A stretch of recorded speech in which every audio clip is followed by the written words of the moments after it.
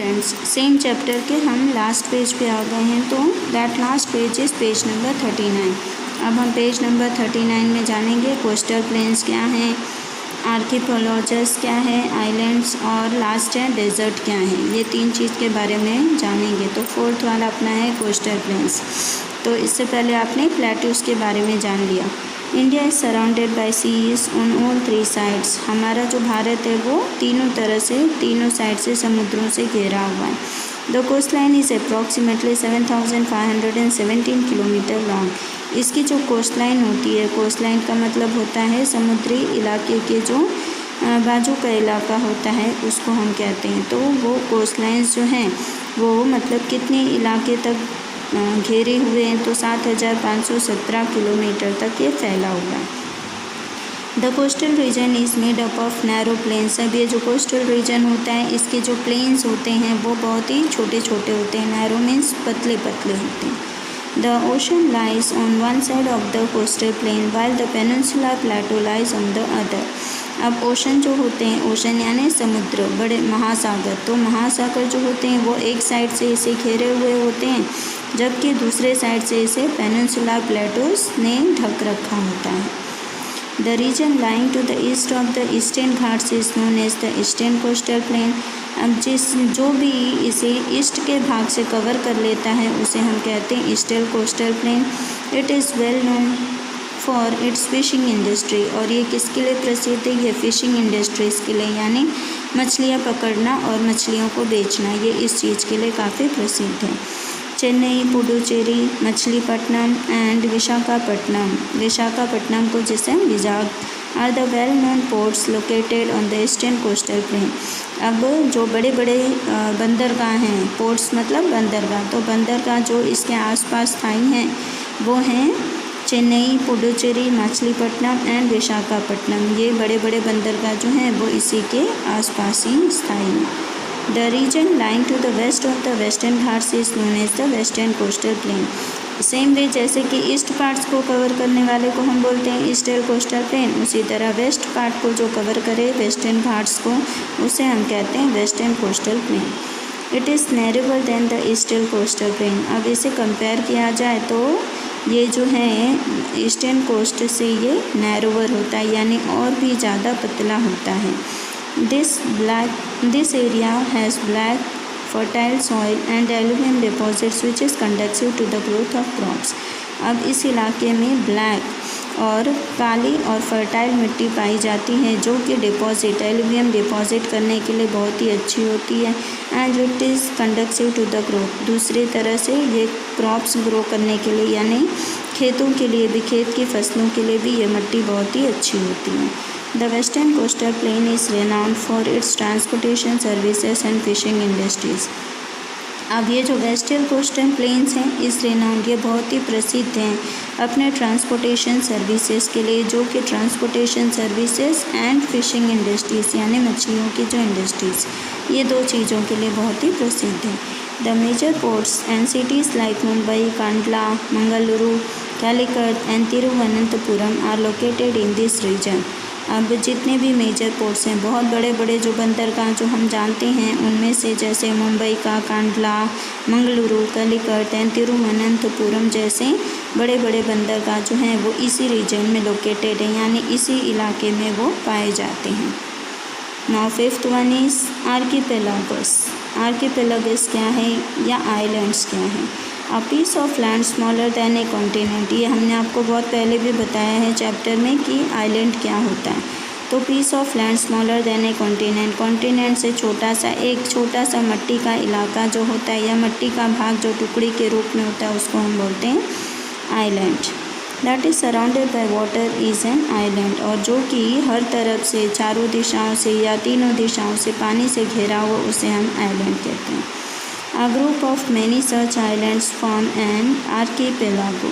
अब इसी तरह छोटे छोटे आइलैंड से जो ग्रुप होता है, यानी एक नहीं, 3, 4, 5 जितने भी ऐसे छोटे छोटे टापू जो होते हैं उनका जो ग्रुप होता है उसको हम कहते हैं archipelago. The Lakshadweep and Minicoy islands are situated in the Arabian sea towards the west of India whereas the Andaman and Nicobar Islands are situated in the Bay of Bengal towards the east of India. अब the Lakshadweep and Minicoy, Lakshadweep और मिनिकॉय टापू जो हैं वो situated, ये दोनों Arabian सी के towards में यानी अरेबियन महासागर जो है उसके पास पाए जाते हैं, जो कि इंडिया का वेस्ट पार्ट है यानी इंडिया के पश्चिम भाग में।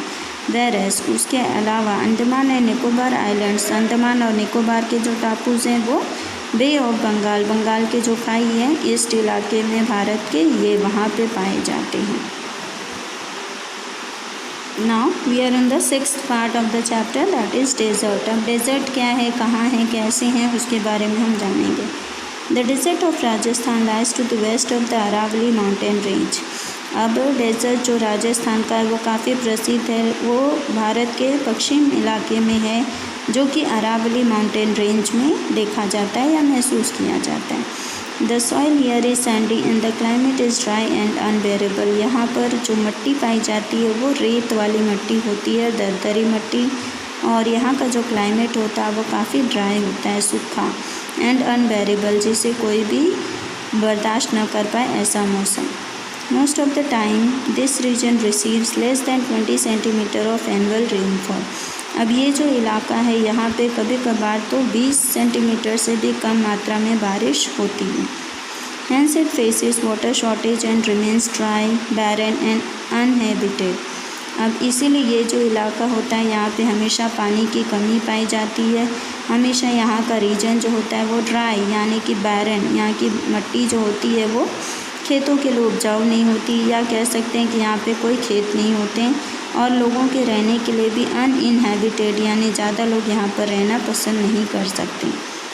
Due to the scarcity of water and unavailability of basic necessities the population of this region is very low. और क्योंकि पानी की जो इतनी कमी है या पानी की तंगी की वजह से है, और एंड अनअवेलेबिलिटी पानी की तंगी की वजह से, प्लस यहाँ पे जो इंसान की ज़रूरतें हैं वो ज़रूरतें ना पूरी हो पाती हैं, इसी के कारण यहाँ पे रहने वाले लोगों की जो संख्या होती है बहुत ही कम होती है।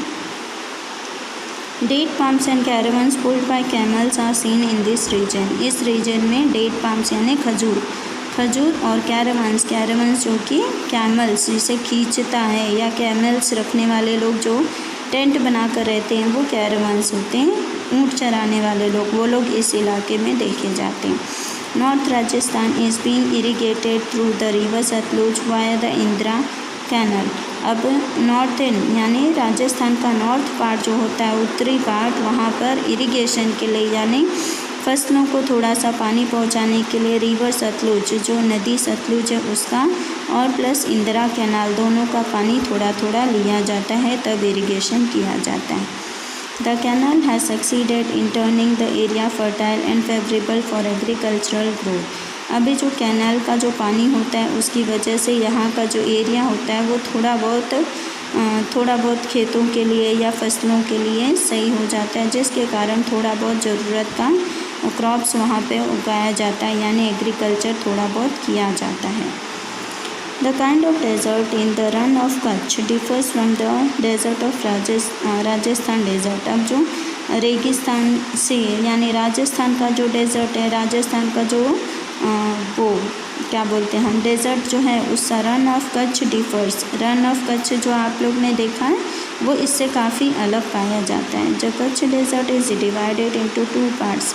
अभी जो कच्छ का डेजर्ट है वो 2 अलग भागों में डिवाइडेड है, जैसे कि big run and small run, एक बड़ा रन और एक छोटे रन के नाम से जाना जाता है। The soil of the Rann of Kutch is highly saline. अब यहाँ की जो मिट्टी होती है बहुत ही खारी होती है, सेलिन यानी नमक वाली। It appears as if the desert soil is covered with a white sheet. ऐसा माना जाता है कि जैसे कि वहाँ का जो रेगिस्तान है या वहाँ की जो रेत होती है वो पूरी तरह से वाइट शीट यानी जिस तरह बर्फ़ पड़ी होती है तो बर्फ़ से ढक जाती है, उसी तरह वाइट शीट से वो कवर हो जाती है नमक के कारण। This is the only desert of its kind in the world. अब ये एक इस तरह का रेगिस्तान है जो कि अपने आप में एक मिसाल है पूरी दुनिया में। So this is all about this chapter and the chapter is over. Thank you students.